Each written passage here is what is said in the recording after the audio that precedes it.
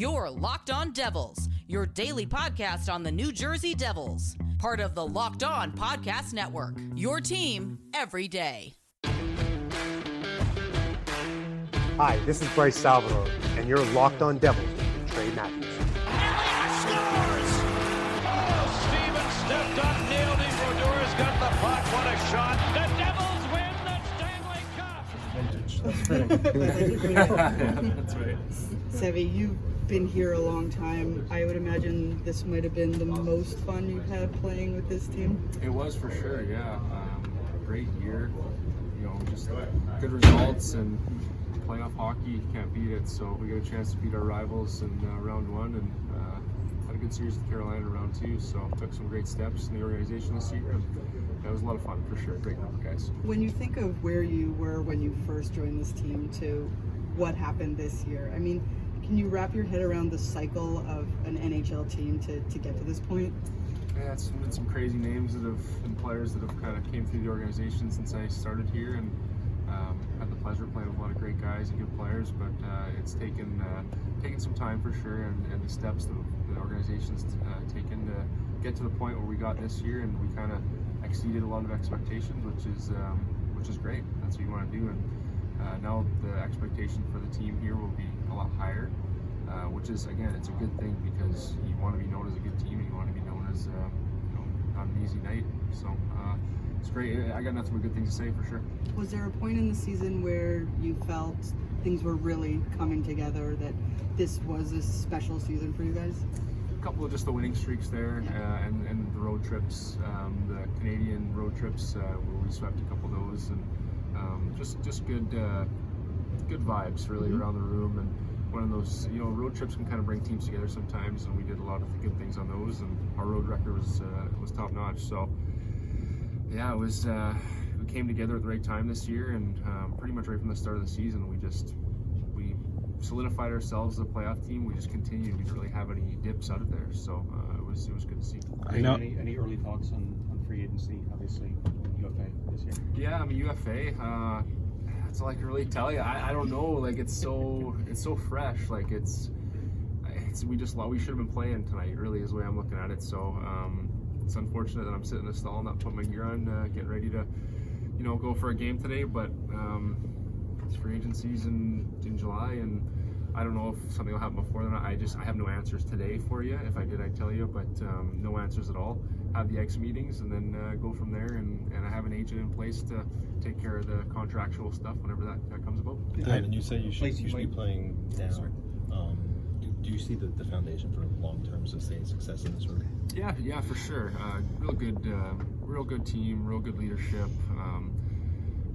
People are taking steps in the right direction this year. We have some all-stars on the team. We have some real good role players, and kind of just a good mix. And everyone was allowed to be themselves on and off the ice, and just a lot of again got nothing but positive things to say because it was just a lot of fun this year, and winning cures a lot of those things that in the past that might not have went so well, or we did have good groups. The winning just trumps everything really, and it made it a lot more fun to just be around on a day-to-day basis. I know we think of you as an offensive-minded defenseman, but obviously with someone like Dougie Hamilton, he provides a lot of the scoring on the defensive side of things, but you were still able to make a great impact, and we saw you paired alongside with Kevin Ball during the course of the playoffs. You guys seem to be very consistent. I just want to get your thoughts on how your role was with this team and how did the season go from your perspective?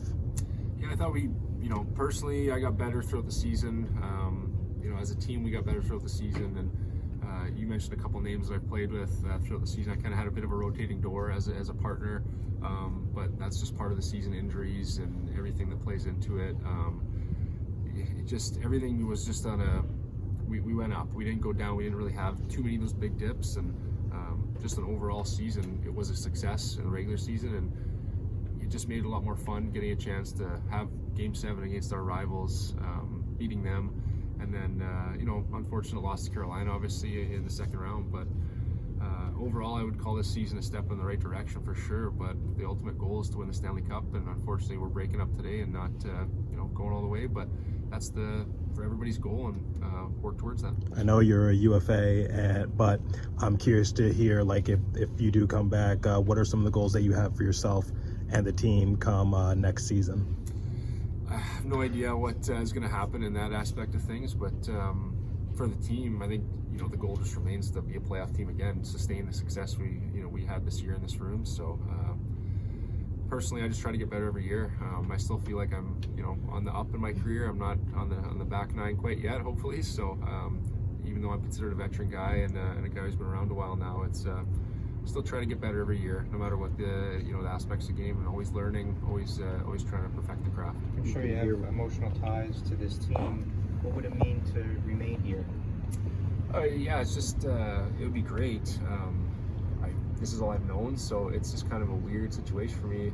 I mentioned to a few guys when we were talking, they're kind of asking me, and they're just like, yeah, like it's your first time being a free agent. Like you're an RFA, but obviously being an RFA, you can only negotiate with one team, and it's just a really weird time. That's all the only way I can put it is when I pull up to the rink every day and drive the same route every day for so long. It just makes things like, I guess you put it in perspective after the fact, but it just, you appreciate it, obviously, just because, you never know when the last time will be. So you just look forward to each day coming in and doing your job and going from there.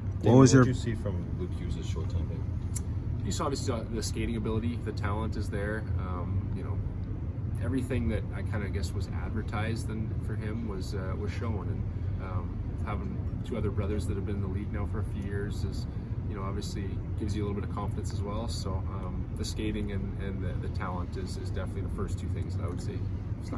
I know you mentioned in the past about Jesper Bratt and the Timo Meier deal, and now since you're entering free agency and also their RFAs, I just want to know where your headspace is at, as, like you said, July might get a little hectic, especially with the amount of personnel that the Devils might try to re-sign.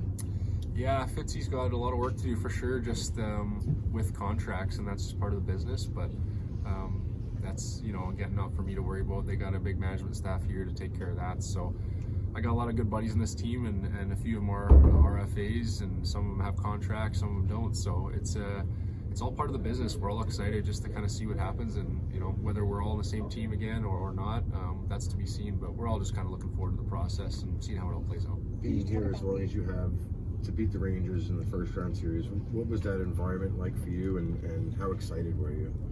I was really excited. The whole room was excited. We were obviously tired after a long, hard-fought series, and a quick turnaround and whatnot. But we were just pumped. Just anytime you get a chance to beat those guys, the fans are crazier. The whole atmosphere is crazier in both buildings, so it just makes it that much more special and that much more fun when you can get the last laugh and beat them. You get a few pats on the back when you go to, like, the grocery store or Dunkin'. I'm not necessarily thank you. They're just excited. They're like, a lot of swear words they use, but it's in the right context for sure. So when I scored that overtime goal, I got actually a lot more people running into you and you're like, that was awesome. And like I said, the swear words were flowing pretty good, but it was mostly just because the positive, and they were happy that we beat the Rangers. So it wasn't just one guy, it was everybody in the whole decor. So nothing that we did made us worse. I feel like it just made us better, and defense was definitely a strong part of this team, and I'm proud to be a part of that. Favorite the forwards buying into the defensive side of the game as well this season. Yeah, helping us for sure is huge, and a lot of teams have talked about that throughout the playoffs. Forwards tracking, helping the D, good gaps, all sort of little things that just add up to tiring a team out, and ultimately winning a hockey game is what it comes down to. So forwards definitely have a hand in that as well. What was your favorite moment from the season? There's plenty. Team-wise, just like winning against the Rangers in the first round, just to get that first playoff victory, series win. And I've only been here for one other playoff series, and it wasn't a good one, unfortunately. So to get that first playoff series victory was great. Just that feeling around the room, and just that energy that you just want to move on to the next round was awesome. Series after you've been kind of sitting days, but you've been there all year with your group, and you want to be able to go back out and play. And there's a lot of guys who are playing through injuries on both sides, and we don't know other teams, but I'm sure they are as well. Ryan, obviously being with Colorado and now here, do you see the parallels for long-term sustained success with this group? Yeah, for sure. I said that last year. I think that you can take a lot of parallels to the core group of how I think the year before I got to Colorado, they finished well out of the playoffs, and then we kind of took that first step where we went right to the second round. We were the wild card team, I think, that year, and then we played Calgary and upset them in the first round in 5 games, and ended up losing to San Jose in 7. And then they kind of just took it from there, and expectations grow. And then this team next year, they're gonna be expected to finish at least where they were last year, and it's fun you have to embrace that. You take it on, and Colorado got it done after I left, but it's a growing experience. I mean, we were favored, I think, 2 years that my last 2 years there, we were favored to win, or at least top 2 to win, and it's hard. There's other good teams, but yeah, you can definitely see where the core group is. You see the D-core, you see the steps that Jack took this year, and Nico, and Brader, and you've got other guys that are just taking steps that become better and better. So yeah, it's a bright future here. Ryan, you're obviously free agent. Any early thoughts on that? You never know. I loved my time here. It was great. This team's going to be good. So I mean, you never know what free agency is going to bring. But there's a business side of things, and I understand that. So we'll see. Ryan, you were able to lead the team in defensive point shares. You were tops and plus minus, and I know the postseason didn't exactly go as planned, but now that you have time to reflect on it, how would you say the season has gone for you from a personal standpoint and also a team standpoint? I mean, I think if you want to look at it that way, if you're going to look at statistical things, I think the playoffs is a whole different animal. The season, it's based over 82 games, so I mean, you're looking at points and things like that. I mean, there's probably games where I scored like 3 games out of 6 games, something like that, and my main role here is not to get points or to put offense. It's to shut down top lines, and if you're looking at that, then I think we did pretty well in the playoffs. I mean, John and I did a good job against that Ranger top line. I don't know how many 5-on-5 points they had, but not many. They had their power play was good for a few games, but at the same time, I think it was some lucky bounces in there as well. I think that when it comes to the postseason, you're going into each game and you want to win 1-0 or you want to win 2-1. You don't want to win 6-4 like we did a lot during the season. So it's different. It's a whole different animal. But yeah, it's been a good year. Honestly, it's just a good team. I think a lot of it, if you're on a good team, guys have good years. When do you start the school up again? My hockey school? It's in August this year. 3rd week of August, I think it is. Okay. It's cool. I think it's sold out in like 2 days again this year. It's crazy.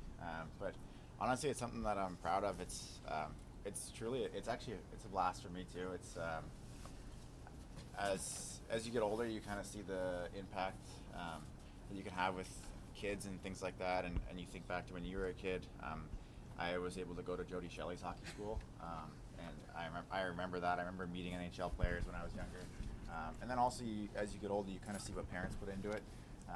Like the town that I grew up in, my closest minor hockey game was 2 hours away. So every weekend you're in a hotel and you're driving sometimes 5-6 hours. I would drive 5 hours for hockey school, and I'd stay there all week. So that was a big part of it, is to be able to bring what I've been lucky enough to learn throughout the years, and you can put it all into a hockey school, and you can put it right there in your home rink where parents can go to work every day. They don't need vacation. The kids can sleep in their own bed. They can go with their buddies, and so it's not to make money or anything like that. It actually doesn't make any money. It's priced to basically cover the cost of instructors and ice, and a full season from not playing at all the prior year is a huge step for me, and to get through the year healthy, not have hip problems, was the first time in my career. So it's a testament to the doctors that did the operation and the staff here that helped me get back. racking up the numbers because depth is so essential on the team? Yeah, the depth is very important. It's a team sport.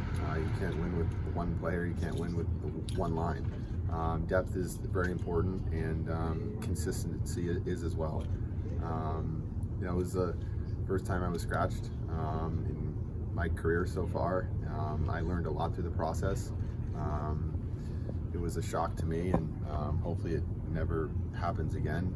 I was certainly frustrated, but at the end of the day, I think I used the frustration properly to get me back in, and what I think I had a successful round 2, and that's all that matters.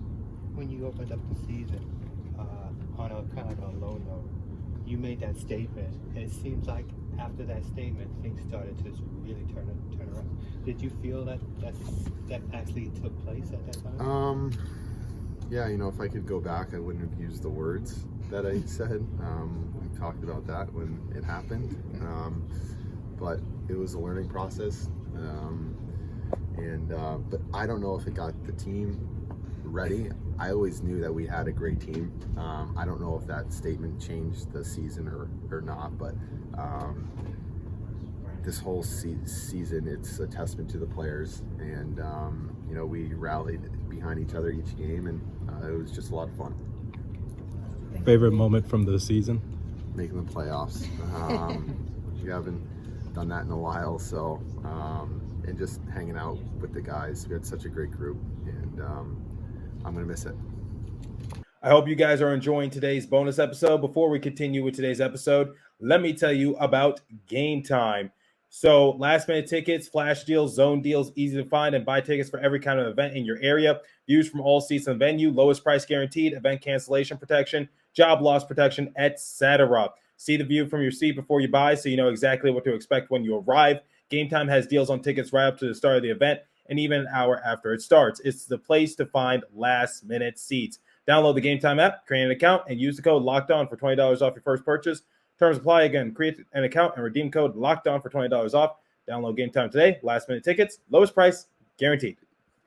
Okay, let me tell you guys about Sleeper. Regardless of where the Devils are at in the standings, I want to remind you that you can win big by playing daily fantasy hockey on Sleeper, the official daily fantasy app of Locked On NHL Network. Sleeper is our number one choice for daily fantasy sports, especially daily fantasy hockey, because with Sleeper, you can win 100 times your cash in daily fantasy hockey contests, and you don't just have to play daily fantasy hockey. You can also participate in fantasy football, basketball, baseball, college football, all on the Sleeper app. All you have to do is pick whether studs on the Devils will record more or less than their Sleeper projections for things like goals, assists, saves, plus, minus, and more in any given game. To win a 100 times bet on Sleeper, you need to correctly predict the outcome of 8 player stats. You heard me, Devils fans. You can win 100 times your money playing daily fantasy hockey with Sleeper. So start paying attention and nail your picks so you can start winning big. Use the promo code LOCKEDONNHL and you'll get a $100 match on your first deposit. Terms and conditions apply. That's code LOCKEDONNHL. See Sleeper's terms of use for details and locational availability. Over the last 2 years, I've had a lot of adversity.